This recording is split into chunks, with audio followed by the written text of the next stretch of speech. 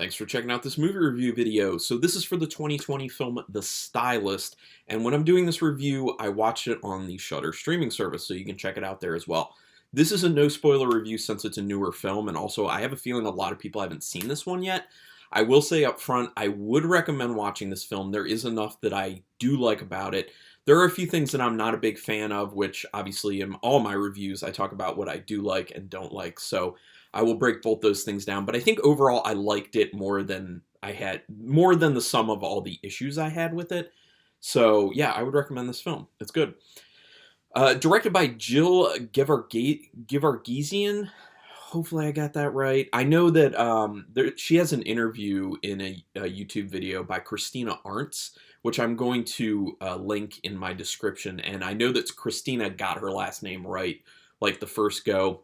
I don't remember how it was pronounced, so I'm sure I probably butchered it, but Christina got it right. And also just check out that interview, because if you want to hear from Jill about her experience making this film, I remember watching it when it first came out, and it's a really good interview, and you get a lot of insight into the film, so it's going to be linked in the description.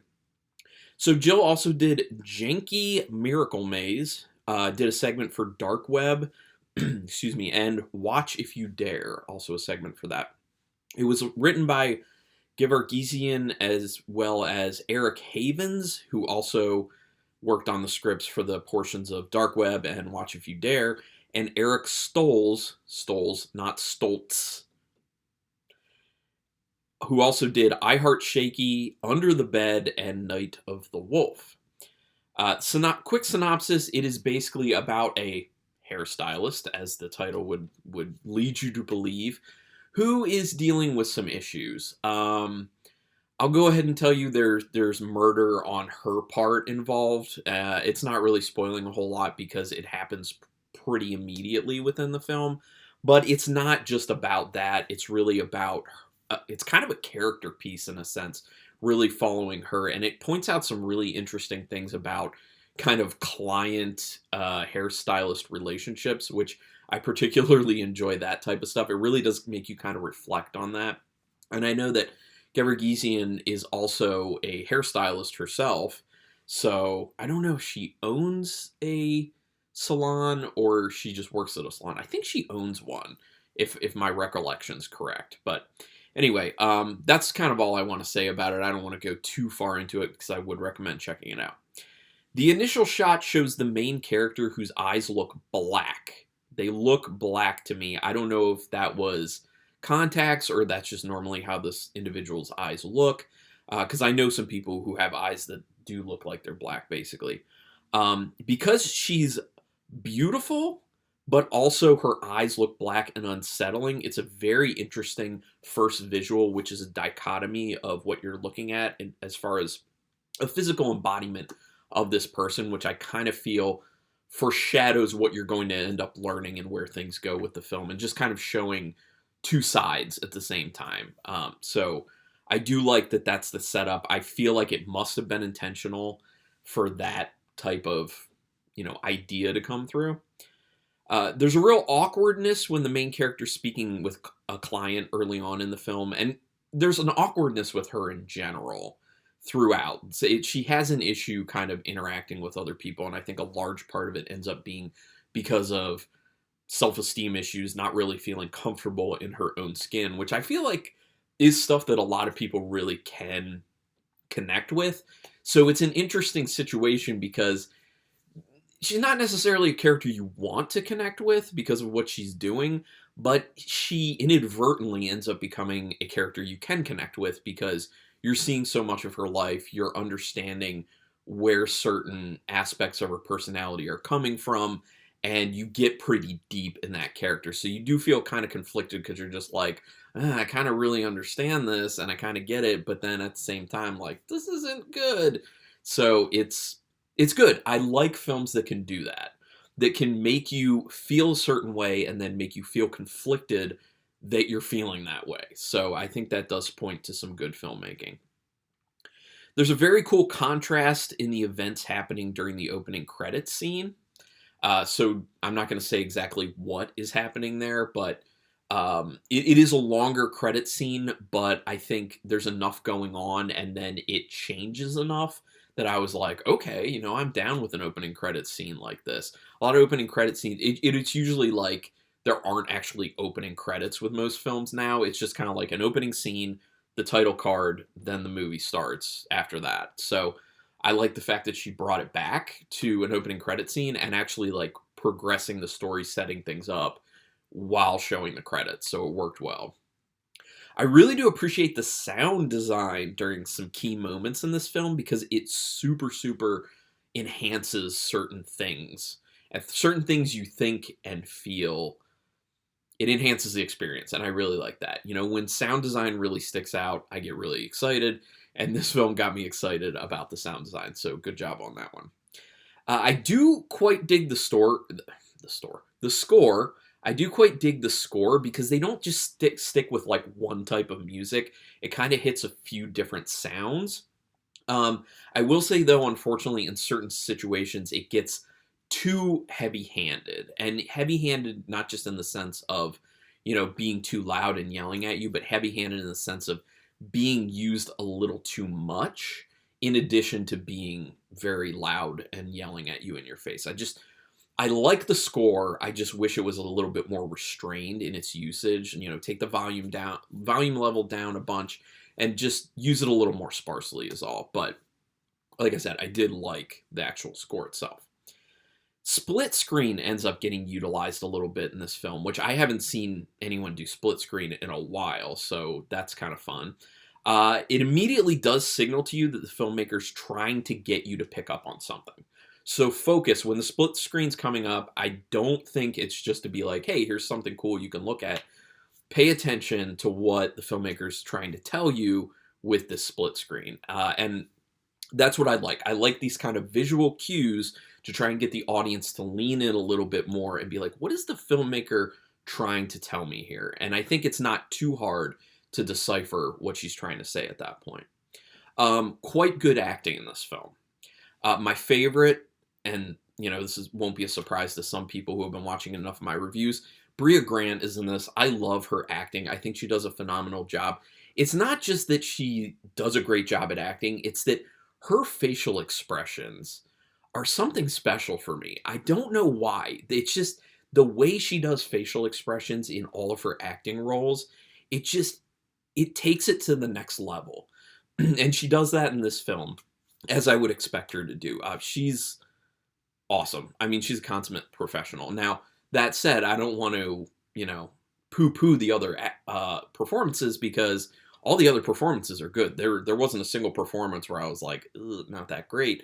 They're all good to quite good. And then there's Brea Grant, who's great. So there's a club scene in this, like, dancing at the club type scene.